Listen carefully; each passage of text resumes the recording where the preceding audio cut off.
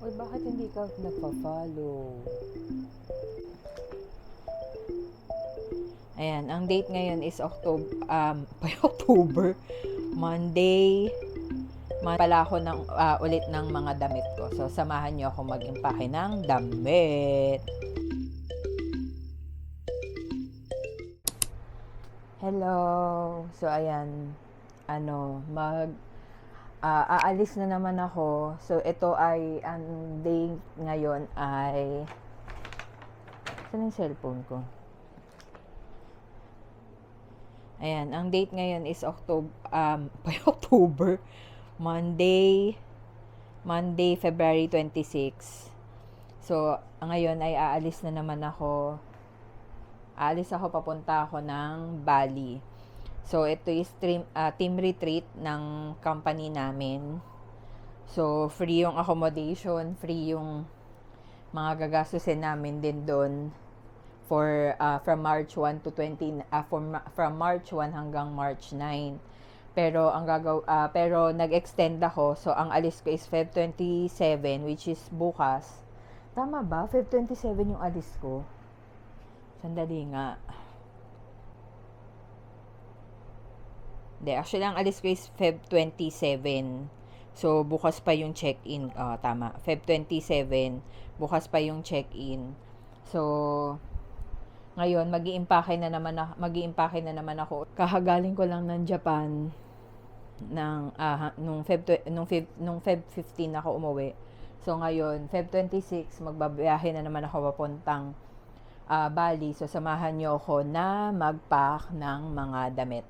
So, dahil sa magkaiba sila ng season, so, syempre, magkaiba sila ng set ng damit na dadalhin. Pero, tsaka yung luggage is mas maliit compare doon sa sa dinala kong luggage ng papuntang Japan.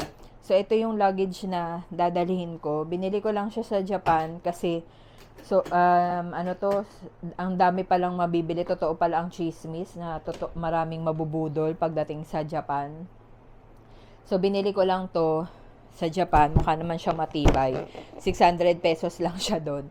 Kaya, binili ko na. Tsaka kailangan ko kasi ng another luggage, check-in luggage, para malagay yung mga pasalubong at tsaka mga pasabay sa akin. So, ngayon, magbabalot ako. Mag-impake pala ako ulit ng mga damit ko. So, samahan niyo ako mag-impake ng damit. Ayan. So, dalawa pala yung gagawin kong check-in luggage. And then, yung isa is more on mga pasalubong. Ito siya. Pasalubong yan dun sa mga ka-teammate ko, tsaka dun sa boss ko. Kasi balita ako mahilig siya sa pili nuts. So, bumili ako ng pili nuts pang pasalubong sa kanya. So, lahat yon nilagay ko dito. So, lahat ng mga pasalubong is dito. Hindi ko pa nababadot yung iba. So, mamaya papakita ko sa inyo kung ano din yung laman. So, meron din dyan mga pansit canton, ganon. So, ito is tatabi ko muna. So, dito muna ako mag-uumpisa. So, same lang din. Gagamit lang din ako ulit ng packing cubes kasi mas siya. Tanggalin ko na nga tong sticker na to. Lagyan na lang natin siya dito. Ayan. Kasi mas less hassle pagka naka-packing cubes ka. Hindi katulad ng wala kang packing cubes. So, mahirap yung mga damit. Ayan. So, same lang din. Gamit ko ulit yung packing cubes. Grabe matibay to in fairness.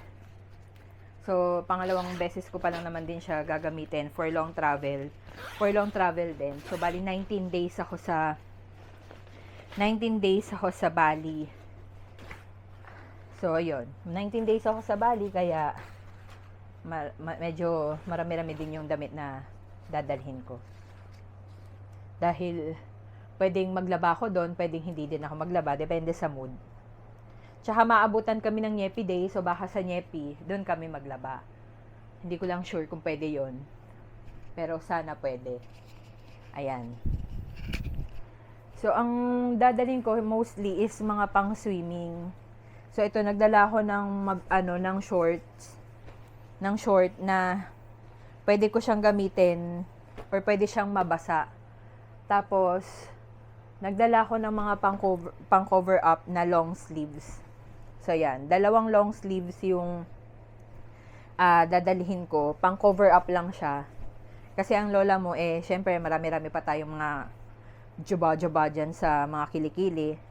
Kaya, magdadala tayo ng long sleeves na pang-cover para hindi naman medyo nakakaano. So, ito is white and black. White and black na pang-cover up. Hindi ko na siya pa-planchahin kasi gusot is life. Gusot is life. So, okay lang siyang ganyan. Kasi pagka inano ko din siya, plinansya ko din siya, tapos magugusot lang din naman siya dyan. So, ayaan na natin siyang gusot na lang. Ayan. So, hindi ko siya plinansya. So, isang white, isang black. Mostly naman kasi gano'n naman talaga yung color ko lang. Isang black and then isang black, isang white. Yung mga neutral lang talaga. So, binili ko to sa Shopee, sa Sansea. Ayan, Sansea yung tatak ng damit. Tapos, itong terno. Ayan, terno siya. Laki, diba? Oh. Itong terno na to, nabili ko din siya sa Shopee. Buti nga dumating na sila agad. So, ayan. Ano ko lang din siya sa Shopee. Wait, may tumatawag sa akin. Ayun, tuloy tayo ulit sa pag-iimpake. Sorry na putol kasi tumawag yung auntie ko. So, yun nga.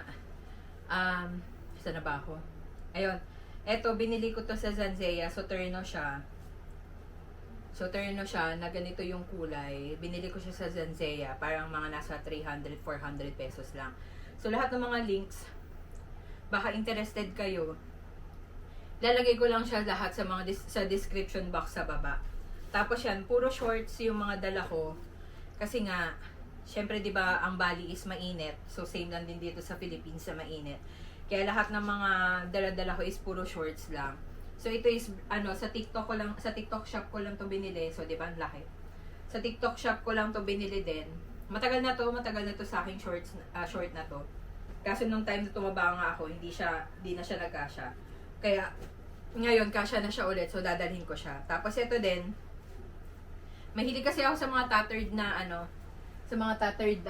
shorts. Kaya ito yung mga dinadala ko, mga distressed na na shorts, ganyan. Kaya lahat ito dala ko sa papuntang Bali. So puro shorts lang. Kung doon sa Japan, lahat ng mga dala ko is puro mga pantalon, ganyan. Dito sa Bali, lahat ng dala ko is sleeveless, tapos mga shorts. So ito, binili ko lang din to sa same shop lang din sa Sansea. So ganyan siya. Tapos maluwag. Hindi kasi ako fan ng masyadong masikip na damit. Kaya hindi ako bumibili ng mga masisikip na damit. Though meron ako yung mga swimsuit ganyan. Yun lang. Pero kung hindi naman siya swimsuit, hindi ako masyadong fan ng masisikip na damit dahil nga ayoko nung naiipit yung tiyan ko dahil ang laki ng tiyan ko nga kasi. Tsaka na lang pagka medyo payat na ako, doon na lang ako ulit anong tawag doon? Doon na lang ako magmamasikip na damit. So ito, nakita nyo na kanina, dalawang pang-cover up na long sleeves, which is yung white and black from Sansea din. Tapos ito, nabili ko siya sa Forever 21 long time ago. Parang 2018 yata na Christmas party namin. Hindi pala, wala na pala ako nun. Mga 2016 na Christmas party namin sa Christmas party namin sa company before nung nagtatrabaho pa ako sa nagtatrabaho pa ako as corporate worker. So yan, tingnan nyo, hindi ko na siya plinansya. Pang cover up lang din tapos medyo bohemian bohemian type siya. Kaya match na match siya sa vibe ng Bali. So dadalhin ko din siya. Pang cover up lang din. So yan, 3 yung pang cover up ko na damit. Pagka nag-sleeveless yung lola mo. Or nagsuot ako ng swimsuit. Ayan. Ayan. So, pagka nagsuot ako ng swimsuit, ganyan. Feeling, kakabit ko lang.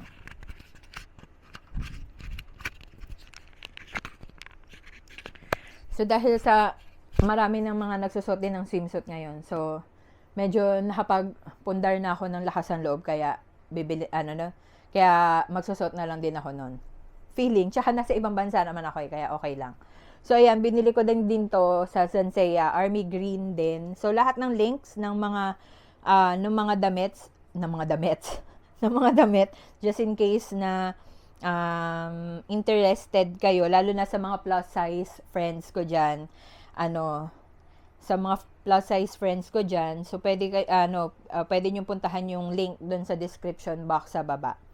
Tapos, yan, syempre mga panty, ganyan. Ito, matagal na din tong swimsuit na to. Dinala ko siya 2019 pa nung nagbali ako. So, susuot ko lang din siya. Medyo kasya naman na siya ngayon and medyo giving naman yung yung damit. Tsaka nagustuhan ko kasi yung dun sa isang short na dala-dala ko is siya, high waist siya. So medyo tagu yung ating bilbil kaya nagustuhan kong parang inilabas ko lahat ng mga swimsuit na meron ako. So isang swimsuit, pangalawa to. Ayan, it's very giving. Like ito yung nasa harap niya. Kahit walang dede yung lola nyo. Tapos, sobrang backless niya sa likod. Kaya, kailangan natin ng cover up. Kaya nga, tayo ng cover up. So, yan, 2. And then, alam ko 3. Ayun, 3 swimsuit yung meron ako. So, ito is yung mahaba naman siya. Mahaba naman siya dito. So, para siyang rash guard. So, dadalhin ko din to. Kasi, actually, itong mga damit ko, hindi ko pa napaplano kung saan ko siya isusuot. So, depende na lang siguro sa mood ko kung saan ko siya gagamitin, ganon. Kung saan sila abutin ng ng mood ko, ganon. Doon ko sila gagamitin. Kung feel ko mag-swimsuit ako, ganon. Tapos, ito nabili ko lang din to saan ko ito nabili? Ito nabili ko sa TikTok shop. So, siya, skirt siya, pero short siya sa loob. So, skirt ba yung tawag doon? So, yun. Kulay black siya. Pero yung, mostly kasi sa skirt, di ba, parang, short pa din siya dito sa loob. Pero, pa rin siya, skirt pa rin siya, tapos natabunan talaga siya ng short sa loob. Kaya, ganun. Kaya, ito, nabili ko din siya sa TikTok shop. So, hindi ko na sure kung makikita ko pa yun. Pero, isi-share ko din yung link sa baba, sa description box. So, pwede din siyang taas, parang pang-up, pang-down ng swimsuit. Tapos, pantulog. Ito, pantulog ko. Yung magaan lang na pantulog yung dala-dala ko. Kasi maraming mga ganitong type ng tela sa Bali.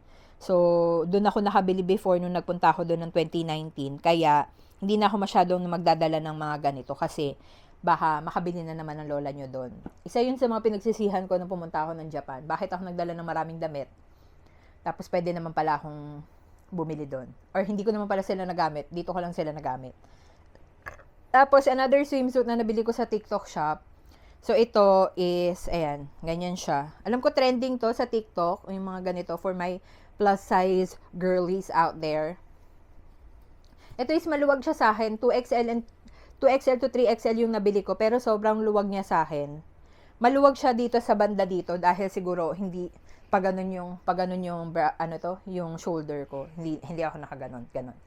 So, kaya medyo nalalaglag siya. Pero, okay naman siya. Medyo maluwag pa ng onte. So, kung halimbawa, ka-size ko kayo, ang timbang ko ngayon as 86 na lang ako. So, 86 ako ngayon. Kaya, medyo maluwag pa siya sa akin. Tapos ito, so same lang din siya. Ito yung kapartner niya. May panty to sa loob.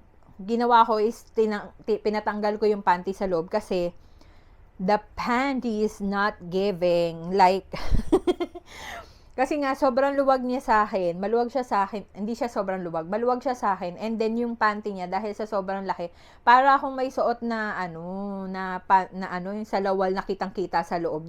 talagang as in lumalawlaw siya.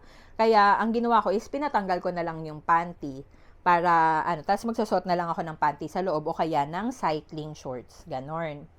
And then, nagdala din ako ng mga t-shirts. So, dadalhin ko is yung puro mga maluluwag kong t-shirt dahil, para pagka halimbawa hindi ka nakabra, hindi halata na hindi ka nakabra, ganon. Tapos, nagdala ako ng pang-workout clothes kahit na alam ko naman na hindi ako mag-workout doon. Char. Then, nagdala ako ng leggings just in case.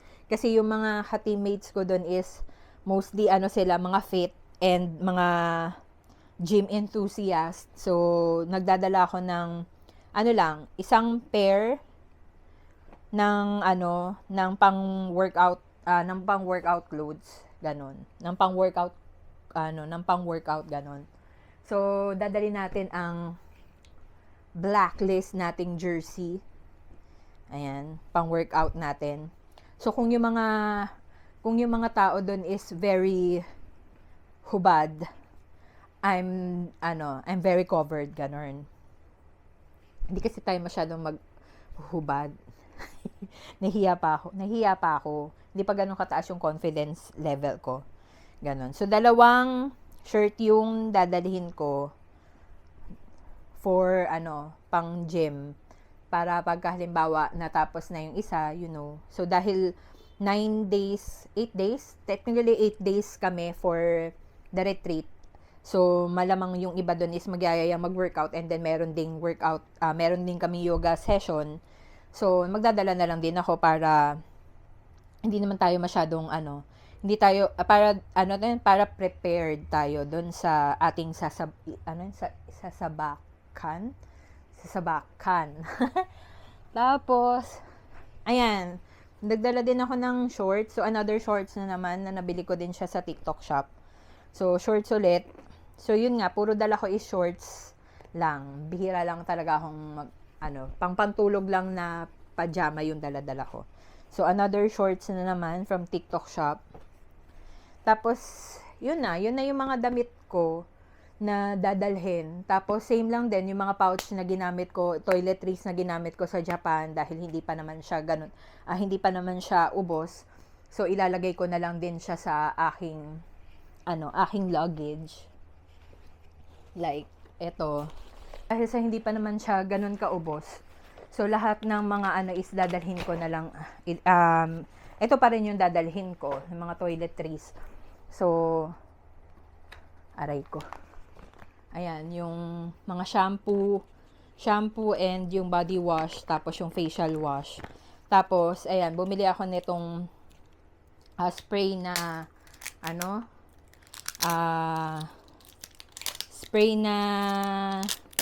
ang tawag dito? Ayan, sunscreen, para i-spray na lang siya sa buong katawan. Tapos, wala naman din siyang wala siyang kulay. Ayoko kasi yung medyo masyadong maraming white cast, diba ang tawag doon. So, yan, dadalhin ko lang din siya. Tapos, same lang din yung mga ginagamit ko sa mukha, ilalagay ko lang din siya lahat dito. So, don't forget your medicine kit, ganyan, kasi as sakitin na tiyan na girly, as an acidic girly. Tapos, dala din ako ng salon pass. Itong salon pass na to is galing lang din to sa Japan. Binigay sa akin ng auntie ko. Tapos, nagdala ako nito just in case na sumakit yung katawan ko kasi nga meron kami mga events doon na parang meron kami activity sa itinerary namin na magte-trekking kami. So, baka sumakit-sakit na naman yung katawan ko just like what happened sa akin nung 2019 na nag-whitewater rafting kami, tapos hindi ako prepared dun sa pagbaba ng hagdan dahil di naman ako nag-gym din nun. Kaya ayun, nagdala na lang din ako ng mga yon. So yun lang yung mga dala-dala ko. At saka as for the pasalubong, so yan, binilahan ko dahil yung boss ko is mahilig siya sa pili nuts. Mahilig daw siya, sabi nung friend ko.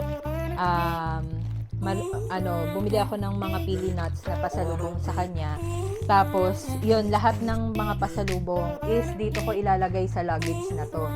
So, pati yung mga pansit canton, ilalagay ko din siya dito sa, dito lang sa luggage na to. Tapos yun lang yung mga dala-dala kong mga mga susuotin from Bali. So ayun, ganyan. Alin? Alin mama? Tawag ka sa video. Tapos na.